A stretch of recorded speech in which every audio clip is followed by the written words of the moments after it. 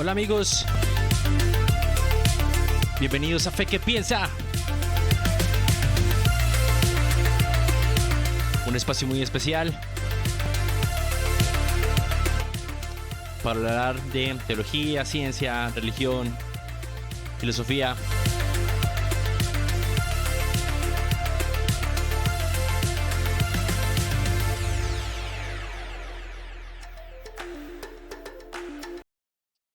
Muchas gracias a todos por estar aquí, contento de volver a este espaciecito tan bacano, tan especial que, que tenemos, que tengo para compartir un poco acerca del aprendizaje, las enseñanzas y demás cosas que, que estoy entendiendo acerca de la historia del cristianismo. Recordemos que hemos visto 6 capítulos muy chéveres, muy bacanos, donde hemos estado recorriendo desde el siglo primero hasta el siglo XII y ahora vamos a hablar siglo XIII y siglo XIV de la historia del cristianismo. La gran crisis donde hubo peste, miedo, colapso espiritual, muchas cosas, y está entre el siglo XIII y XIV, conocida también como una época de la prerreforma, ¿sí? Una época de la prerreforma. Entonces, en eso estaremos en este capítulo.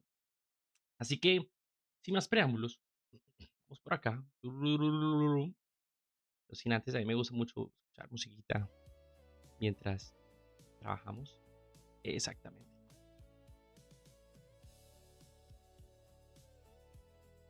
Perfecto. Perfecto.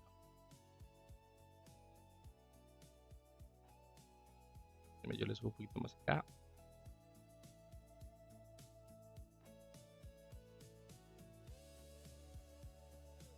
Eso, listo. Entonces, vamos con antes de Lutero, la crisis que sacudió a la iglesia durante los siglos XIV y XV. Eso es muy importante. Ahorita creo que mencioné que eran 13 y 14, pero realmente es 14 y 15. Sí, 14 y 15. Y en eso estaremos entonces trabajando. Perfecto. Importante. Vamos a tener 6 secciones. Recordemos que esta historia del cristianismo la estamos estudiando con base en la obra del doctor Justo González. Y empezamos con la gran crisis del siglo XIV, peste, miedo y colapso en la sección 1. Muy bien. El sufrimiento y la inestabilidad. Importante eso, importante eso. Un siglo marcado por el sufrimiento y la inestabilidad en Europa. El siglo XIV comienza con señales de decadencia, ¿sí? ¿Por qué? Porque el siglo XIV no inicia, como una época de esperanza, sino como una sucesión de crisis acumulada, de malas cosechas, de guerras constantes, de tensiones políticas y una economía bastante frágil. Así que la estabilidad de Europa se había conocido, o que había más bien conocido en el siglo XIII, pues todo eso empieza a desboronarse. El doctor Justo lo describe de una manera como un tiempo de crisis casi continua, de inestabilidad política y económica, y a eso se suman pues calamidades naturales, epidemias que sucedieron y que sacudieron profundamente a la sociedad europea. Y por supuesto la iglesia, profundamente entrelazada con la sociedad, pues obviamente no quedó al margen del colapso. Finalmente, ¿esto qué ocasiona? Pues la guerra y la violencia erosionan la fe en las instituciones. La guerra de los 100 años entre Francia e Inglaterra no fue solo un conflicto militar en su momento, sino que fue un desastre social que devastó campos, empobreció poblaciones enteras y mostró la incapacidad de la iglesia para actuar como de verdad mediadora efectiva de la paz. Algo que nos señala muchísimo el doctor Justo González es que las guerras prolongadas contribuyen al empobrecimiento de amplias regiones y minaron la autoridad moral de la iglesia, incapaz de detener la violencia ante los reinos cristianos. Así que hay una pregunta implícita y bien interesante, y es, si la iglesia representa a Cristo, ¿por qué rayos no pudo traer paz en ese momento? Interesante. Y finalmente, la iglesia comparte el descrédito de la orden social. A ver, Como la iglesia estaba ligada al poder político y económico, pues su prestigio cayó. Y junto con él, el prestigio, o sea, a ver cómo le explico. Ya que la iglesia estaba ligada al poder político y económico, pues por supuesto el prestigio de la misma iglesia cae. Y esto le enfatiza, por ejemplo, el doctor Justo cuando dice que, dado que la iglesia formaba parte integral del orden social, su prestigio sufrió el mismo deterioro que las instituciones civiles. Eso es interesante. Así que aquí comienza una ruptura prácticamente psicológica entre el pueblo cristiano y la jerarquía eclesial. ¿Esto de dónde rayos lo podemos sacar? ¿De dónde rayos lo podemos sacar? Esto lo raya, esto es que lo raya. Esto lo saca el doctor Justo González, por ejemplo, de Crónicas Europeas del siglo XIV, Historia Social Medieval, registros eclesiales de este periodo. Y hay algo muy interesante que quiero que también entendamos un poco aquí, y es lo siguiente.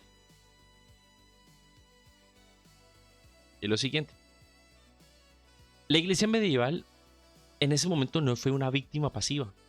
La verdad, fue parte del sistema que colapsó.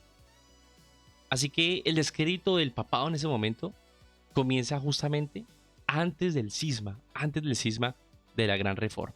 Antes del cisma de la Gran Reforma. Vamos a ese segundo punto, que es la peste negra, una catástrofe espiritual. Sí, la peste negra, una catástrofe espiritual. Una mortandad sin precedentes en la historia europea. Sin precedentes en la historia europea. Entre 1347, ojo, y 1351, la peste negra mató entre un tercio y la mitad de la población europea. O sea, imagínense todo lo que mató. Y fue una experiencia colectiva de muerte masiva que finalmente marcó profundamente la conciencia cristiana. El doctor Justo nos dice que la peste negra fue una catástrofe o una de las catástrofes más devastadoras en la historia de Europa. Y en algunas regiones murió hasta la mitad de la población, como bien lo mencionaba. Y obviamente la pregunta en su momento era, bueno, ¿y dónde está Dios en medio de todo eso, cierto? El punto importante es que el clero muere junto al pueblo, pero también huye. Muchos sacerdotes murieron sirviendo a los enfermos, pero otros huyeron. ¿Esto qué produjo? Reacciones opuestas, por supuesto. Algunos en admiración, pero otros también escándalo. Numerosos clérigos murieron atendiendo a los enfermos. Y muchos lastimosamente abandonaron sus responsabilidades. Eso obviamente provoca una profunda desilusión. Y finalmente, pero el tercer punto aquí, las explicaciones religiosas pues en su momento no convencen. Las respuestas religiosas tradicionales no lograron satisfacer esa angustia espiritual de una población necesitada que enfrentaba la muerte de manera cotidiana. Esas interpretaciones como castigo divino, penitencias, indulgencias, pero esto no sanaba ni explicaba el horror que estaba sucediendo en ese momento. Así que aquí comienza una crisis teológica silenciosa. Por supuesto se intensifica la religiosidad, pero también la desesperación. En su momento surgen ¿qué? Procesiones, flagelantes, misticismo extremo, pero por supuesto también un cinismo y un abandono de la fe. Así que, ¿qué pasa? Esto decía el doctor Justo. El aumento de prácticas religiosas extremas fue paralelo a una creciente desesperación y una pérdida de confianza en la iglesia. Así que la teología medieval no supo responder pastoralmente a ese sufrimiento masivo. Y esto abrió, por supuesto, camino a nuevas formas de entender la fe. Nuevas formas de entender la fe.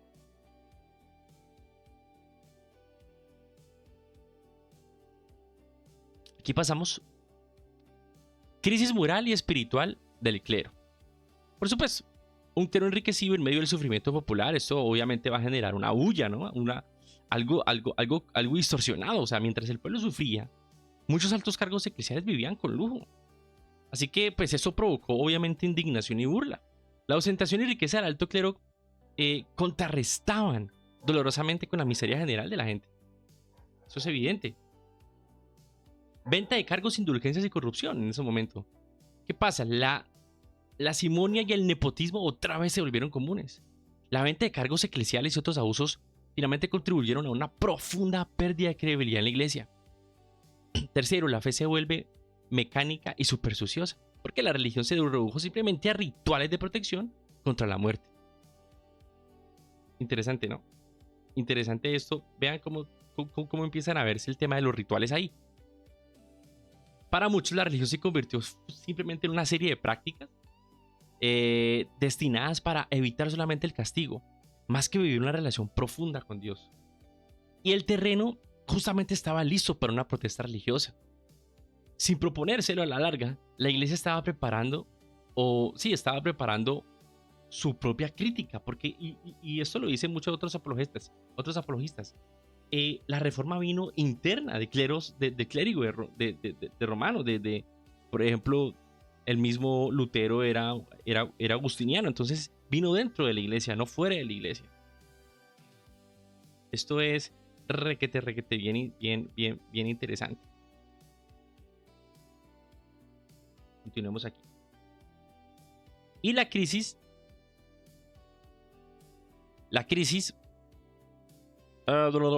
del siglo XIV como antesala inevitable a la reforma. Sí, así es.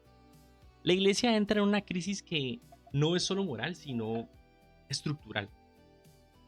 Ojo, para el doctor Justo, el problema del siglo XIV no fue simplemente que había algunos líderes que fueran corruptos, sino que básicamente el sistema eclesiástico mismo había dejado de funcionar como instrumento espiritual. ¿Sí? La crisis del siglo XIV afectó no solamente la conducta moral de muchos líderes eclesiásticos, sino que también afectó las estructuras mismas mediante las cuales la iglesia pretendía gobernar y pastorear a la comunidad. Obviamente esto se pone ahí complicado, se pone difícil. Y eso es clave. La iglesia no estaba fallando solo en persona, sino que la iglesia estaba fallando en su modelo institucional. En su modelo institucional. Y ese es prácticamente el tema como más complejo, más complicado del asunto. Segundo punto, la idea medieval de una crisis, pero de una cristiandad unificada, finalmente esto comienza a desmoronarse. ¿Por qué? Porque durante siglos se sostuvo la idea de que república cristiana, una sola cristiandad bajo una sola autoridad espiritual, llamada Papa, por supuesto, en el siglo XV, pues se volvió insostenible esa idea, dado esta crisis. Así que pues, las lealtades nacionales y políticas comenzaron a imponerse sobre la antigua idea de una cristiandad unida bajo una sola autoridad papal, espiritual papal. Así que esto explica por qué más adelante muchos reinos, como por ejemplo Reino Unido, Inglaterra, rechazarían obedecer a Roma. La autoridad papal deja de percibirse como incuestionable. Interesante.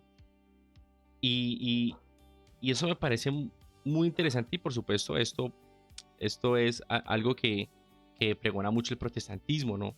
Y es que la acumulación de crisis económicas, políticas, espirituales hizo que muchos cristianos se preguntaran si el Papa realmente ejercía una autoridad y la autoridad que él afirmaba tener.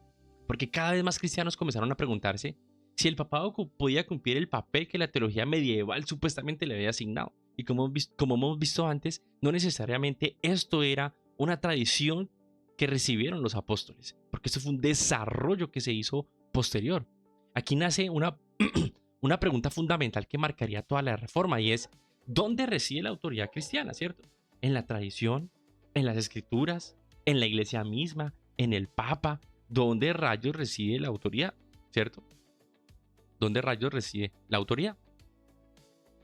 Y la reforma, pues esto hace que la reforma no surja de la nada, sino de una larga desilusión. Discúlpenme, voy a hacer una cosita acá, porque es que me está tocando coger mucho el micrófono, o si no, agacharme mucho, lo quiero elevar un poquito. Entonces, quiero hacer aquí como una operación.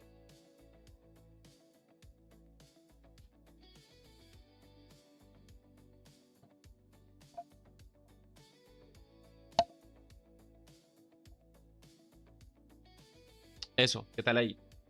Eso, ahora sí está mucho mejor. Sí, porque yo sí cansado de coger el micrófono. Entonces, como les estaba comentando,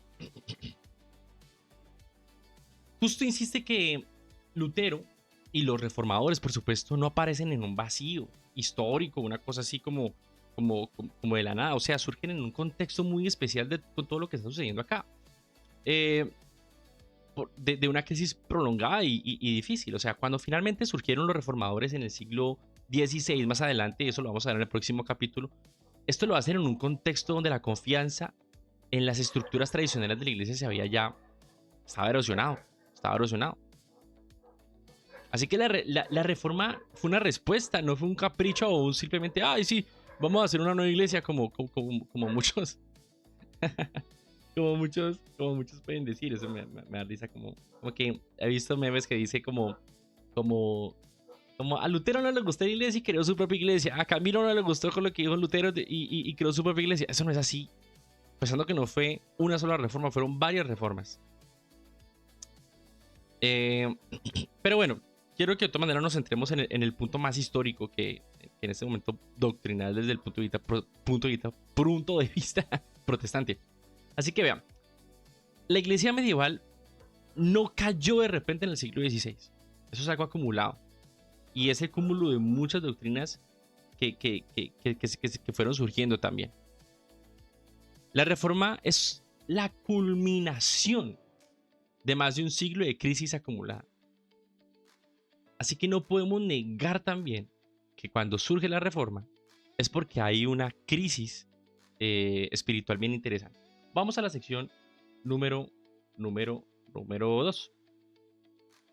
Y en esta sección vamos a hablar de el cautiverio babilónico, como se le llamaría, como lo llamaría después Martín Lutero, del papado. Cuando el papa dejó de gobernar desde Roma. Aquí empiezan una serie de acontecimientos bastante interesantes. ¿Qué fue el mentado cautiverio babilónico del papa? ¿Del papado? El primer punto. Un papado fuera de Roma por casi 70 años. En 1309, ojo, el papa dejó Roma y se estableció en Aviñón. Se estableció en Aviñón. Esto lo han hablado en algunos debates bien interesantes entre protestantes. Mira, otra vez se me desorganizó esto acá. Me trato de organizarlo. Ya lo tenía bien organizadito.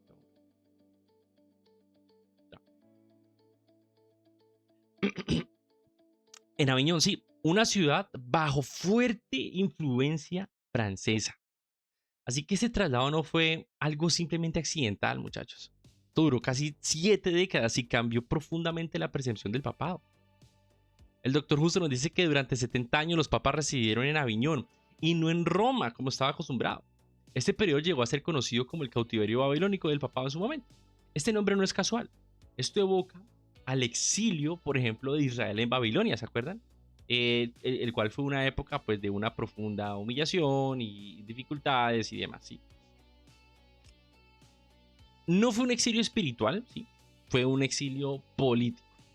El papado no fue llevado a Aviñón simplemente por persecuciones religiosas, sino por una presión política clara, especialmente del rey de Francia.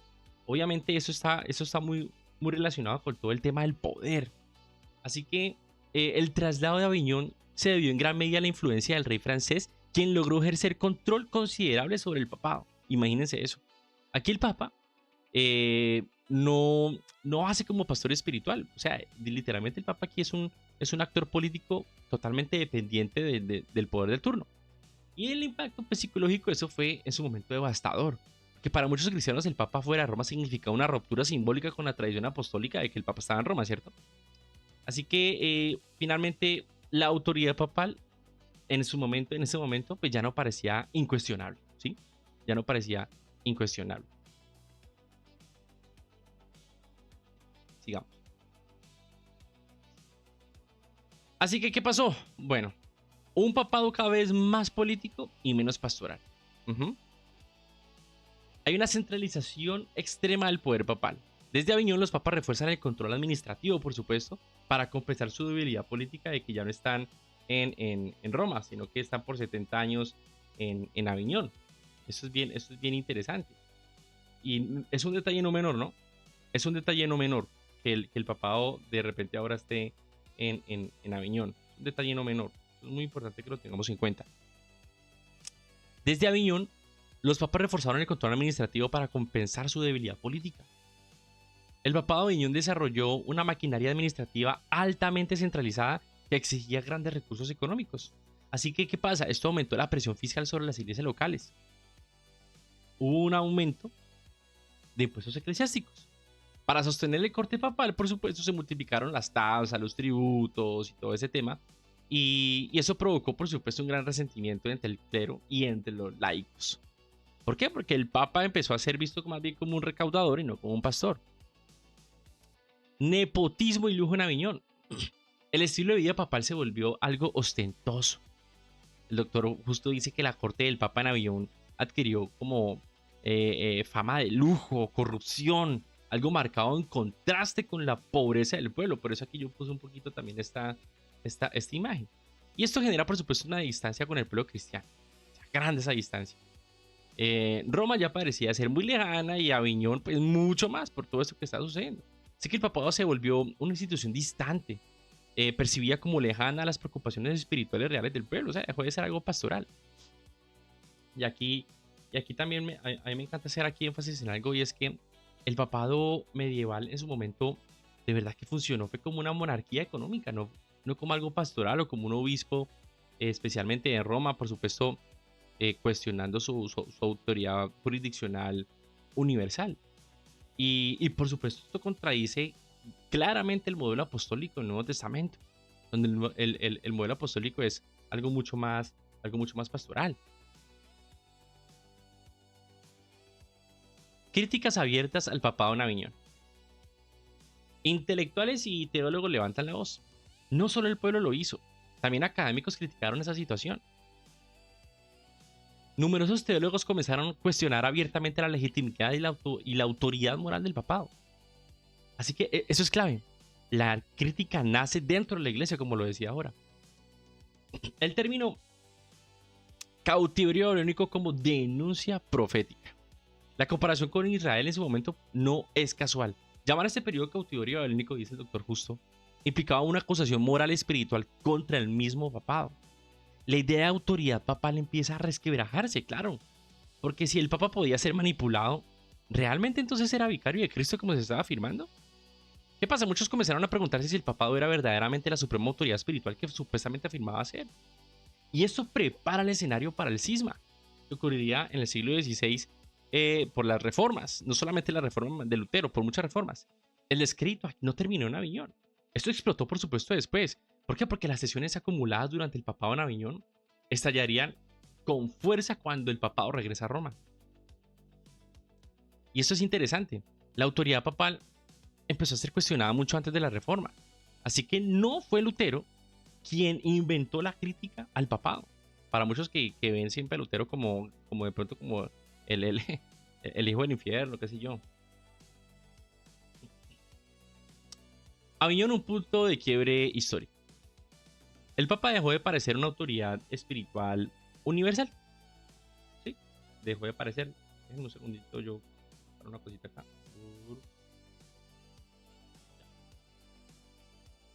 Antes de Aviñón, el Papa era percibido en un momento como de idealización, como un árbitro espiritual, ¿sí? De la cristiandad. Ahora, después de Aviñón, esta imagen quedó, por supuesto, dañada. La residencia prolongada de los papas en Aviñón destruyó en la mente de muchos cristianos la idea de que el obispo de Roma era una autoridad imparcial y verdaderamente universal. Esto es interesante. El problema aquí no fue solamente geográfico, sino un problema simbólico.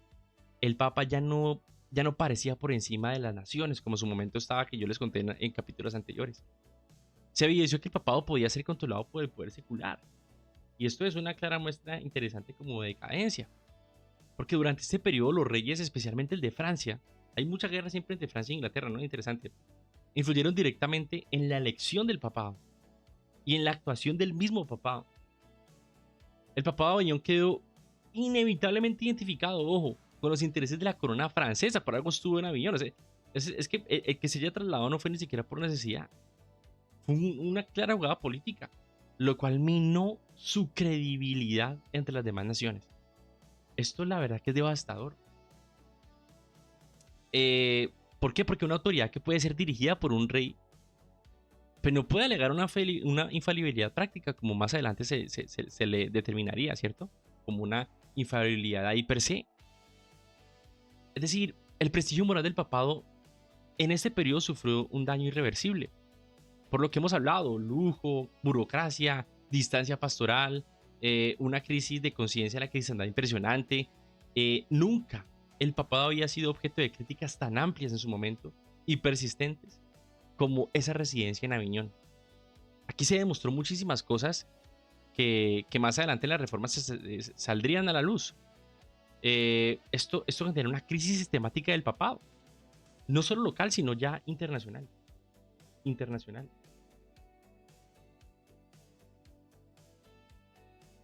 Y Aviñón preparó el terreno para el cisma de Occidente, como habíamos hablado ya ahora, el gran cisma de la Reforma. Así que el daño no terminó, como bien dije ahora, el daño no termina cuando el Papa regresa a Roma. Al contrario, esto explota, porque había tensiones acumuladas, el periodo de Aviñón generó una crisis, y esto es la combinación perfecta para un cisma, mejor dicho, una consecuencia lógica para lo que iba a suceder más adelante. Así que quiero ser enfático de nuevo que la crisis del papado no comienza con la figura de Martín Lutero, esto comienza ya siglos antes. La idea de una autoridad papal incuestionable realmente no coincide en este momento con la historia real, y la reforma no es que haya creado un problema o una división, respondió a algo que ya estaba existiendo en su momento. Vamos ahora con la sección número 3. El cisma de Occidente, cuando hubo 2 y hasta 3 papas al mismo tiempo. Bien interesante este punto. El origen del cisma de Occidente. ¿Cuál fue el origen? Pues bueno, empezamos con el regreso del Papa a Roma, que no resolvió la crisis como les había dicho. En 1377, el Papa Gregorio IX regresó de Aviñón a Roma con la esperanza de restaurar, por supuesto, la autoridad papal. Hombre, sin embargo, el problema ya era demasiado profundo. El doctor Justo lo dice, el regreso del Papa a Roma no significó el fin de las tensiones, sino que por el contrario, esas tensiones estallaron fue en Roma. Interesante, ¿no? Interesante. La crisis en ese momento no dependía ya del lugar del Papa, sino de la pérdida de legitimidad. Segundo punto, una elección papal bajo presión popular. Después de que muere Gregorio XI, perdón, yo dije ahorita 9, no, y es 11, el pueblo de Roma pues exigía un papa italiano, obviamente cansado de un papa por allá en Aviñón. La elección se dio en un ambiente realmente de intimidación, es lo que dice el doctor Justo como historiador. Se llevó a cabo en un clima de violencia, de presión popular, lo cual puso por supuesto en duda la legitimidad desde su inicio. Imagínense si esto fuera real, de que es el sucesor de la tradición apostólica, pues esto no tendría por qué ser así. Esto ya no parece guiado realmente por el espíritu, esto parece guiado es por el miedo. Y bien interesante lo que viene aquí: 2 papas, 2 obediencias. Poco después de su elección, un grupo de cardenales declaró inválido el proceso y eligió otro papa en Aviñón. Imagínense, 2 papas. Así que la cristiandad se encontró con 2 figuras de autoridad infalibles supuestamente, cada uno reclamado ser el legítimo sucesor de Pedro. Esto no es espiritual, muchachos, eso es político claramente. Así que Europa quedó dividida entre los que obedecían a Roma y los que obedecían a Aviñón. Así que la autoridad del Papa entró en una contradicción, por supuesto, abierta. Ambos papas excomulgándose mutuamente. Pucha, entonces, ¿cuál será el verdadero, cierto? Cada uno declaró ser legítimo y cada uno declaró ilegítimo al otro y lanzó anátemas contra el otro y sus seguidores. Así que eso está raro, ¿no? 2 vicarios de Cristo condenándose entre sí. Eso está como extraño, ¿no les parece? Eso está como bastante extraño.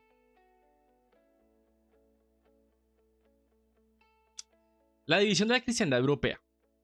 Los reinos eligen papas según su conveniencia política. La obediencia a uno u otro papa en su momento dependió más de alianzas políticas que de la teología, como supuestamente siempre se ha argumentado. Las naciones apoyaron a un papa y otras naciones apoyaron a otro por más intereses políticos y rivalidades internacionales que había en su momento. Así que esto destruyó un poquito esa idea de una autoridad espiritual supranacional que tenía el papa y todo el tema. Pero obviamente el pueblo entra en crisis. Los cristianos comunes no sabían a quién obedecer. ¿Quién rayos? Pues para muchos creyentes la pregunta no era cuál papa tenía la razón, sino si el papado ahora podía seguir siendo una autoridad confiable, porque pues 2 papas, imagínense. En ese momento hay una crisis de verdad pastoral espiritual en el pueblo. Los sacramentos y decisiones y las decisiones quedan en duda. O sea, si un papa era ilegítimo, ¿eran válidos sus nombramientos? Interesante. Surgieron dudas sobre la validez de los sacramentos administrados bajo la autoridad de uno o de otro papa, imagínense. Esto golpea durísimo el corazón de la teología sacramental medieval. Y la unidad cristiana se fractura visiblemente, por supuesto. Para todos los que de pronto mencionan de que la reforma fue que se dividió, ya había cismas antes. Ya hay divisiones desde antes de la reforma. O sea, no le digan a la reforma que es causante de división. Y curiosamente la división se ocasiona por el papa, ¿no? Por temas papales. Cuando supuestamente era lo que debía unir. Eso es interesante, ¿no? Eso es interesante, pero bastante interesante. Bastante interesante. El fracaso teológico del papado durante el cisma. La teología papal no pudo explicar la crisis, por supuesto. La idea de un papa como garante de unidad, por supuesto, queda vacía porque por el contrario eso generó más división. Desde un análisis teológico, el doctor Justo nos dice que el cisma puso en evidencia que la teología que atribuía al papa la función de garante de la unidad cristiana no podía sostenerse con dos papas y con los hechos que estaban sucediendo. Aquí la teología que muchos pueden defender choca con las evidencias históricas, lastimosamente. ¿Es posible que el Espíritu Santo esté dividido? ¿Es posible? Muchos teólogos hicieron esta pregunta clave. O sea, la pregunta ya no era cuál papa tenía la razón, sino cómo podía el Espíritu guiar simultáneamente a dos papas o a dos elecciones de papas. Así que aquí entra una necesidad de otra fuente de autoridad. Así que empieza a emerger una idea revolucionaria en su momento, y es que la iglesia está por encima del papa, cuando habla de la iglesia como magisterio. O sea, la crisis condujo a la búsqueda de nuevas formas de autoridad que no dependieran del papado. O sea que desde antes ya se empieza a cuestionar la autoridad del papado. Y aquí nace un tema súper claro que defienden, por ejemplo, mucho la iglesia ortodoxa oriental. El conciliarismo. Una respuesta desesperada en su momento. La idea de que el concilio está por encima del papa. Por supuesto, ante este caos surge lo que estamos llamando conciliarismo, y es que muchos comenzaron a sostener que un concilio ecuménico, como los que se han tenido en el resto de la iglesia, tenía mayor autoridad que el papa mismo. O sea, todo lo que se define en concilio tiene más autoridad que el papa. Eso también empieza a ser una jugada como política. El concilio de Constanza. Fue convocado un concilio, que fue el concilio de Constanza entre 1414 y 1418, para resolver dicho cisma de lo que estaba sucediendo. El concilio logró poner fin a esto. Pero ¿a qué lo hizo a costa? A costa de debilitar aún más el poder papal. Así que aquí empieza a volverse peluda la situación. 3 papas y ninguno legítimo. ¿Por qué? El concilio depuso e ignoró a todos. El concilio actuó como si ninguno de los papas reinantes fuera incuestionablemente legítimo. Que después de que se quitaron los dos, pusieron a otro. Pero los dos dijeron, ¿qué rayos está pasando aquí? Nosotros tenemos papa. Pero este dice, no, pero ustedes los derogaron y me pusieron papa como concilio. Se volvió una mezcolanza con 3 papas. Impresionante. Finalmente, ante la unidad restaurada, autoridad dañada. El problema en su momento se resolvió, pero parcialmente. Porque aunque el cisma terminó formalmente, la herida de la autoridad papal nunca sanó por completo. Por eso les decía, todo fue una mezcla perfecta para la reforma. Todo fue una mezcla perfectísima para el proceso de la reforma. Así que, imagínense, hubo 2 y hasta 3 papas simultáneos en su momento. Los 3 reclamando ser el único vicario de Cristo. La iglesia tuvo que ignorar el papado para salvar la misma iglesia. Supuestamente en 3 concilios. O sea, esto es interesante. Perdón, en 3 momentos de elección el magisterio se equivoca. Entonces, supuestamente guiados por el Espíritu Santo. Entonces, realmente, la iglesia es infalible en todas sus decisiones de fe. Y esto es algo que no lo dice solamente la iglesia protestante. Eso es algo que está en la historia medieval de la iglesia. Vamos con la sección número 4. Vamos con la sección número 4. Los movimientos de reforma antes de la reforma. ¿Quiénes? Wycliffe, Hus y la protesta evangélica medieval. Vamos a ver que aquí esto se empieza a volver muy interesante. Atención, la reforma no empezó con Lutero, ya lo hemos dicho. El deseo de reforma precede siglos antes, desde el siglo V, muchachos. Perdón, sí, siglos antes del siglo XVI. El doctor Justo nos insiste que la reforma protestante fue la culminación de un proceso largo. Eso no fue un acto aislado. Mucho antes de Lutero hubo hombres y movimientos que denunciaron los abusos de la iglesia y buscaron una reforma profunda basada en el evangelio. Así que, muchachos, en la época de Lutero no todo estaba bien. Necesitaba la iglesia una reforma, ¿cierto? La crítica, ojo, nace dentro de la iglesia medieval. Dentro, no afuera. O sea, estos reformadores no eran ni ateos, ni escépticos, ni agnósticos, ni herejes. No, eran creyentes comprometidos dentro de la misma iglesia. Los precursores de la reforma no pretendían destruir la iglesia, por supuesto que no, sino que querían purificarla y devolverle su fundamento bíblico, apostólico de la real tradición. Así que la reforma en ese momento no surge como un acto de rebeldía, sino como un acto de amor a la propia iglesia para reformarla. Por eso se llama una reforma.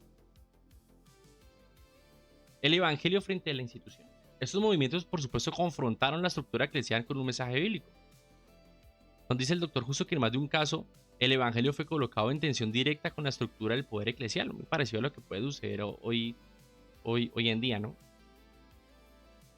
Tenemos aquí algo con un personaje interesante y es John Wycliffe. Y Wycliffe, por supuesto, empieza a predicar la supremacía de la escritura, ¿cierto?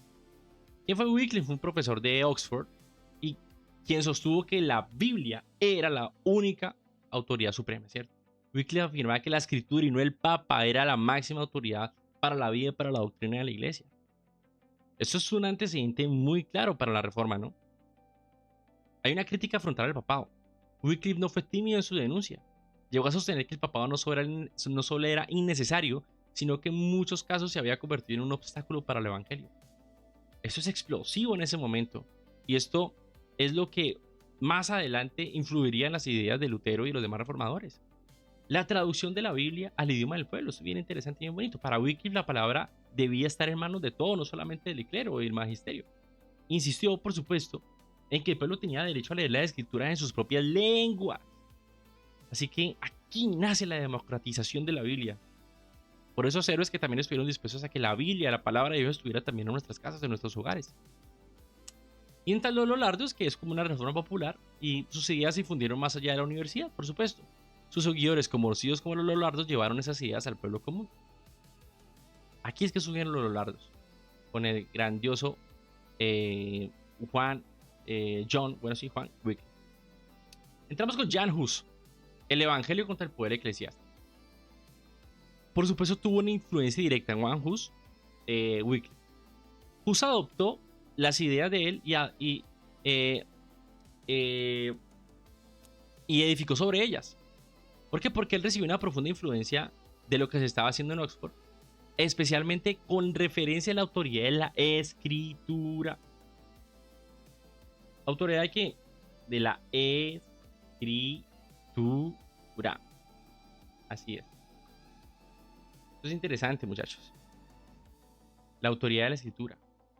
Es que así es que debe ser. Es la autoridad de la escritura y nada más. La autoridad de la escritura. Predicación en lengua vernácula. Por supuesto, Hus habló al pueblo y no solo al clero. Predicó en el idioma del pueblo, insistiendo que la fe debería ser una fe comprensible y vivida y no algo místico y solamente oculto, sino algo que pueda vivir el pueblo. Hizo una crítica a la corrupción eclesial. Hus denunció varias ambigüedades, atacó la corrupción del clero y el uso del poder eclesiástico para fines meramente políticos. Por supuesto, tuvo una condena y un martirio. Fue condenado por herejía y ejecutado aún después de haber recibido promesas de protección. Y eso siempre pasa, ¿no? Cuando se critica el poder, es que llega es que llega el martirio, muchachos. El martirio siempre es por estar en contra del poder. Importancia teológica y apologética de estos movimientos de Wycliffe y de Jan Hus. Importancia. De nuevo la Biblia reaparece como el centro, muchachos. A ver. Esto es interesante porque estos movimientos anticiparon varios de los principios que luego serían centrales en la Reforma. La Biblia como el centro, la palabra de Dios como el centro, la única autoridad infalible. Ahora, ¿esto niega la tradición? ¿Esto niega la iglesia? No, pero se fundamenta en la palabra de Dios como el centro. El papado, por supuesto, es cuestionado desde adentro. ¿Por qué? Porque las críticas repito, no vinieron de externos, sino de mismos creyentes que estaban dentro de la iglesia. La ejecución de reformadores dejó una mancha difícil de borrar en la autoridad moral de la iglesia en su momento. ¿Esto qué ocasiona, muchachos? Sencillo, la reforma ya estaba en marcha. Así que la reforma no nace de un momento dado porque a Martín Lutero se le ocurrió hacer una nueva iglesia. Como dicen, no.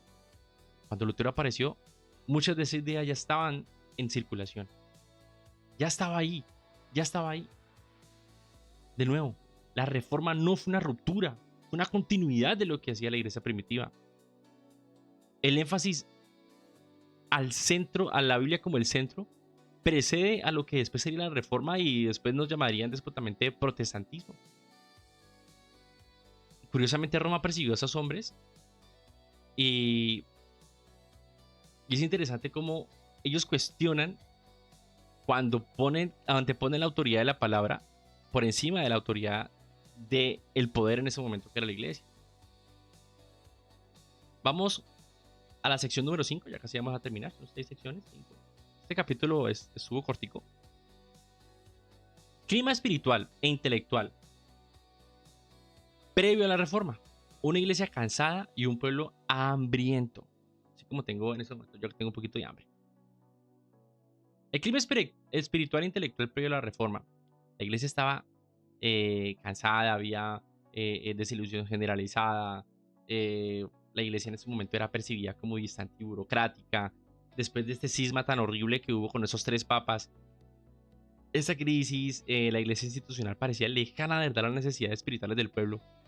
Para muchos cristianos el aparato eclesiástico se había vuelto pesado, se había vuelto legalista, se había vuelto poco pastoral. La iglesia medieval en ese momento aparecía en muchos como una institución poderosa y compleja, pero era incapaz de responder a las necesidades espirituales más profundas de su pueblo. Así que la fe se vivía más en ese momento como una obligación ritual que como un encuentro realmente poderoso con Dios. El descrédito del clero persistía pese a los intentos de reforma que hacía las autoridades eclesianas en su momento. Aunque hubo reformas parciales, sí, la corrupción clerical no desaparecía. A pesar de los esfuerzos reformistas, la conducta del clero siguió siendo motivo frecuente de escándalo. Esto generó realmente una brecha creciente entre la piedad popular y la jerarquía. De ahí también que Martín Lutero decía que la razón de este declive era porque había profundas incoherencias teológicas y malformaciones teológicas que había sucedido durante el periodo y durante la historia de la iglesia. La autoridad eclesiástica ya no inspiraba tanta confianza como antes, ¿cierto? Ya no inspiraba tanta confianza como antes. La obediencia automática al clero finalmente se debilitó. Muchos obedecían a la iglesia solamente por costumbre, por temor. No había una convicción real espiritual. Esto, por supuesto, erosiona el fundamento psicológico del sistema medieval, ¿cierto? Y finalmente el pueblo seguía buscando a Dios, pero fuera de la institución. La crisis no produjo en su momento ateísmo, ¿cierto? Escepticismo, sino que produjo una búsqueda espiritual alternativa, como lo fueron. La reforma es una misma respuesta a eso, una búsqueda real espiritual. Porque es que, muchachos, Dios se sigue moviendo, el Espíritu Santo sigue moviendo a la iglesia en su conjunto. Ese cuerpo de creyente, ese remanente que sigue ahí. Hay un remanente. Siempre hay un remanente. Sigamos. La piedad popular y sus tensiones. Como les decía ahorita, había pues un tema de una religiosidad marcada por el miedo. La espiritualidad medieval tardía estaba profundamente influida por el miedo y por el temor al juicio, al purgatorio, ojo, y al castigo eterno. Así que la preocupación por la salvación personal llevó una religiosidad intensamente marcada solamente era por el temor. Esto hacía que finalmente la fe se centrara en evitar castigos y no en la gracia y en el amor del Señor. Había una proliferación de prácticas devocionales como reliquias, peregrinaciones y votos, y se multiplicaron en ese momento porque el pueblo buscaba seguridad espiritual mediante prácticas devocionales y eran cada vez más numerosas. Y esas prácticas no siempre estaban malintencionadas, por supuesto, pero desplazaban el evangelio real porque no se estaba enseñando realmente el evangelio como es. La economía de la salvación se desarrolló una lógica casi contable de méritos, ojo. La salvación llegó a concebirse como el resultado de un complejo sistema de méritos acumulados, que es lo que llaman todo tanto el tesoro de méritos. Esto prepara el terreno perfecto para la crisis que Lutero tuvo en su momento. Tengo que leer mucho más acerca de la historia de Lutero, por supuesto, pero Lutero vivió una crisis muy fuerte dentro de sí. Fue en la palabra de Dios que encontró que la salvación llegaba mediante la fe en el Señor Jesucristo, no como acumulando un tesoro de méritos como lo estaba enseñando en ese momento la iglesia. Y ojo aquí, indulgencias como síntoma del problema. Las indulgencias revelaron la crisis, porque representaban una respuesta institucional ante una ansiedad espiritual profunda. Imagínense, fue un momento de caída bastante grande, muchachos. Humanismo cristiano y retorno a las fuentes. El humanismo no fue antirreligioso en ese momento. Contrario al mito, perdón, muchos humanistas eran creyentes sinceros. El humanismo cristiano buscaba una fe más auténtica mediante el retorno a las fuentes bíblicas y patrísticas, lo que llamaban ad fontes, volver a los textos originales. El estudio del griego y el hebreo abrió una nueva posibilidad. El acceso a los textos bíblicos en sus lenguas originales permitió una lectura mucho más crítica y mucho más profunda. Esto, por supuesto, debilitó la dependencia exclusiva de que solamente el magisterio podía interpretar las escrituras, o al menos tener acceso a ellas. Entra por aquí Erasmo como una figura clave. Erasmo criticó abusos sin romper con Roma, por supuesto. Erasmo denunció los excesos del clero y llamó a una reforma moral basada en ¿qué? En el Evangelio, en las Escrituras. Y la tensión entre la reforma moral y doctrinal. El humanismo preparó el camino perfecto, pero por supuesto no fue suficiente. El humanismo reformista no logró responder a las cuestiones doctrinales más profundas que más adelante surgirían con la reforma. Terreno fértil. Un terreno fértil para finalmente una ruptura mayor.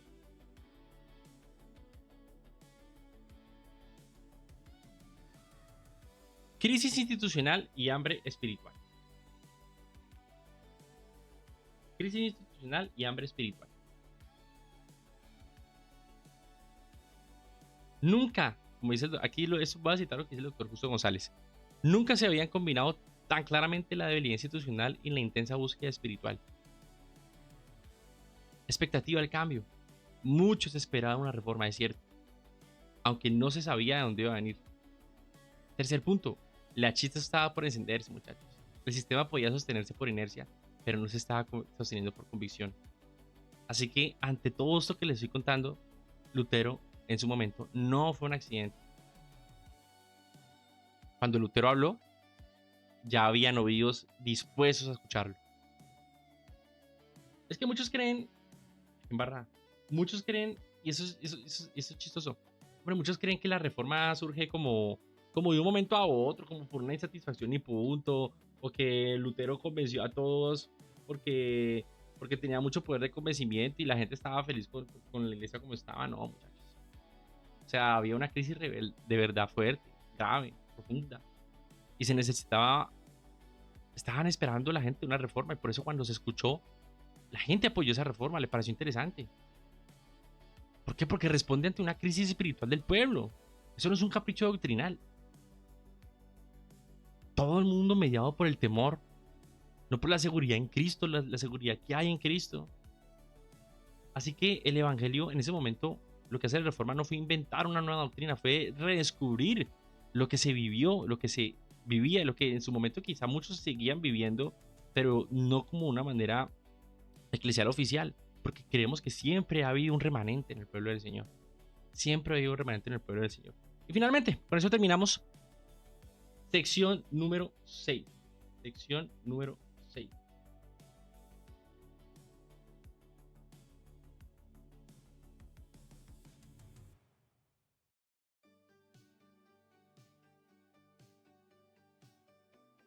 ¿Por qué la reforma fue históricamente inevitable cuando la historia empujó a la teología?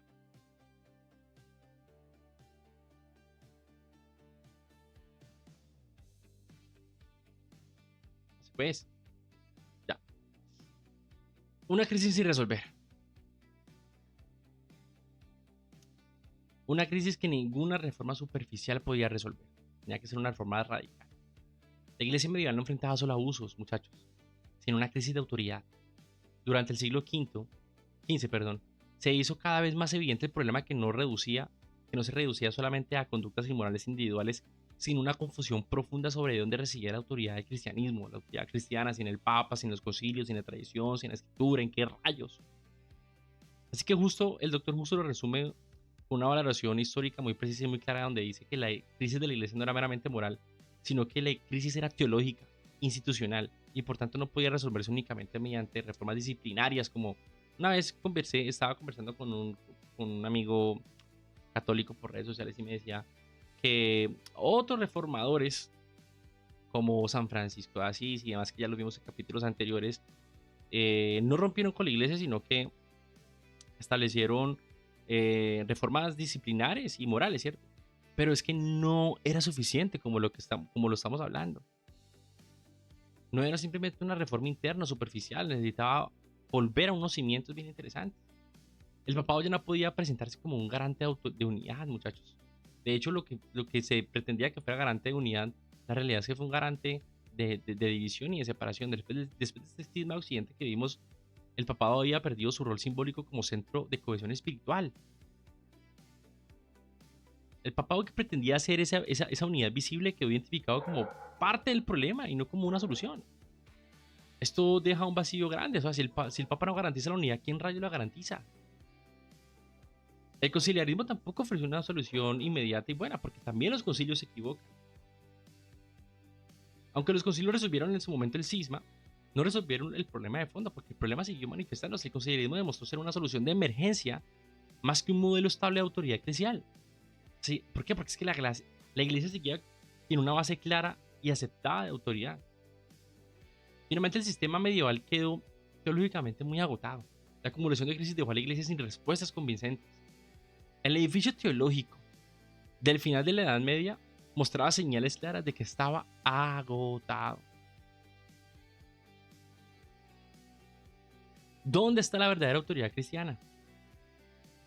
¿Dónde rayos está? La autoridad institucional ya no bastaba, muchachos. El cristianismo medieval obedece más por costumbres que por convicción. Es decir, la autoridad eclesial continuaba funcionando en su momento, pero ya no inspiraba la obediencia confiada en el pasado. Esto genera una fe frágil, una fe temerosa, una fe que no está segura. ¿Qué pasa? La escritura reaparece como referencia decisiva.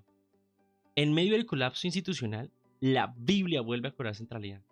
Cada vez más voces señalaron a la escritura como la norma normata, como la norma suprema frente a las contradicciones de las instituciones y de la gente, de los papados, de los concilios. Ojo, esto no es aún solo escritura, pero el camino ya se está empezando a trazar. El evangelio frente a la tradición acumulada. Se empieza a distinguir entre tradición útil y tradición opresiva. Que la tradición que había servido para preservar la fe, como lo habíamos visto antes, comenzó a ser cuestionada cuando oscurecía el mensaje del evangelio. Cuando de verdad era una tradición que realmente no era tradición, sino tradiciones inventadas. La teología se ve obligada a responder, por supuesto, en ese momento. La historia refuerza a la teología a reaccionar. ¿Por qué? Porque la situación histórica exigía una redefinición radical de la autoridad cristiana, y aquí es donde entra la teología, los doctores en teología, a ver qué rayos podemos hacer, cómo rayos podemos mejorar eso. Así que finalmente la reforma fue una respuesta. Lutero heredó preguntas ya formuladas. Cuando Martín Lutero apareció, las preguntas fundamentales ya estaban en el aire, ya estaban ahí. Las cuestiones que él planteó no eran nuevas, eran la combinación de debates anteriores. La novedad fue la respuesta, no la pregunta que se estaba haciendo. La reforma respondió con claridad evangélica. La reforma, en efecto, ofreció respuestas teológicas donde antes solo había tensiones irresueltas. La justificación por la fe a la ansiedad medieval. ¿Por qué? Porque el evangelio responde al miedo. La doctrina de la justificación por la fe habló directamente de la profunda ansiedad espiritual del final de la Edad Media. Y la justificación por la fe no quiere decir no vivir una vida en santidad o vivir una vida en pecado. Es que eso fue tergiversado por Roma. Es bien interesante. Pónganse ustedes, muchachos, a hablar con algunos amigos, hermanos, incluso católicos. De esos que son antiprotestantes, no de pronto de los que de verdad tienen una buena visión. Y verán que ellos creen que la justificación por la fe o la sola fe, que más adelante surge en la Reforma, es como que, como esa secta que se levantó de salvos por gracia, ¿se acuerdan? Que no, haz lo que quieras, tú eres salvo por fe y no pasa nada. No, eso no es la justificación por la fe. Eso es un muñeco de paja. La justificación por la fe no niega que debemos seguir viviendo en santidad. De hecho, el mismo Pablo lo aborda en Romanos. Eso lo vamos a ver más adelante cuando empecemos a abordar profundamente el tema de la reforma. Vamos a ver con más detenimiento.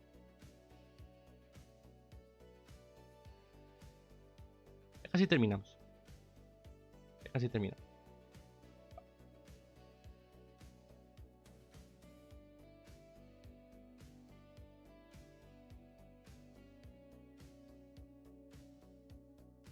Y el cristianismo se vuelve al centro. La fe deja de girar en torno al sistema. El mensaje reformado colocó nuevamente a Cristo en el centro de la experiencia cristiana. Por eso decimos solo Cristo era parte de la reforma. Solo Cristo. Solo Cristo. Solo Cristo. Finalmente, la Edad Media termina en crisis. El final de la Edad Media fue más un colapso que una transición pacífica. La reforma emerge en ese momento como una necesidad histórica. En muchos sentidos, la verdad, inevitable. La fe cristiana no muere con lo que sucede. Se renueva. La crisis no destruyó la fe, la purificó. Así que el escenario estaba listo. Europa estaba preparada para escuchar una palabra nueva, aunque antigua. Por ahí siempre he escuchado que la novedad de hoy es recordar los cimientos del pasado. Recordar los cimientos del pasado. Y con eso terminamos el capítulo de hoy.